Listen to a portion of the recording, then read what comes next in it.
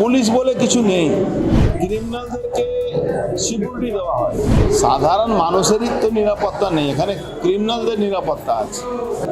এখানে পুরো ব্যারাকপুরে পুলিশিংটা শেষ হয়ে গেছে, ক্রিমিনালদেরকে সিকিউরিটি দেওয়া হয়, তাহলে পুলিশের সংখ্যা নেই।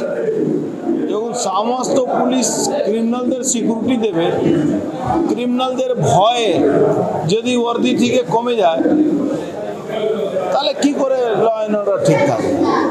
এই সামনে ইলেকশন, প্যারামিলিটারি ভর্তি আছে, পুলিশ কি ভূমিকা আছে বলুন? একজন রং লাগাবার জন্য কারোর সঙ্গে কথা কাটাকাটি হচ্ছে, আর তারপরে এসে গুলি চালিয়েছে, গুলি গিয়ে মন্দিরে লেগেছে। ও তো ওখানকার লোককে আমি ধন্যবাদ জানাবো কি এই ইস্যুটাকে সঠিকভাবে মানুষ বুঝতে পেরে পুলিশকে নিজে ধরে পুলিশকে দিয়েছে। আর যারা যে অপরাধী, সে অপরাধীকে চিহ্নিত করেছে, সে কাকিনারা কোথায় থাকে, কে গে এইসব করেছে। জনবহুল জায়গা যে গুলি চলে না এরকম তো কোনো কথা না। কথা হলো পুলিশিং নেই, পুলিশ বলে কিছু নেই। নাকা চেকিং করছে কিসের জন্য জানেন?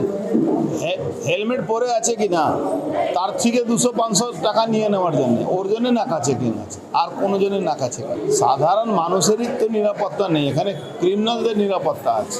বললাম তো পুলিশিং নেই তো এখানে। ব্যারাকপুর পুলিশ কমিশনারেটে পুলিশিং বলে কিছু নেই।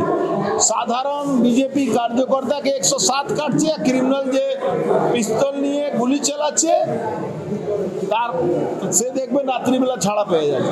ওখান থেকে পার্থভৌমিক পুলিশ কমিশনারকে বলবে আর ছাড়া পেয়ে যাবে।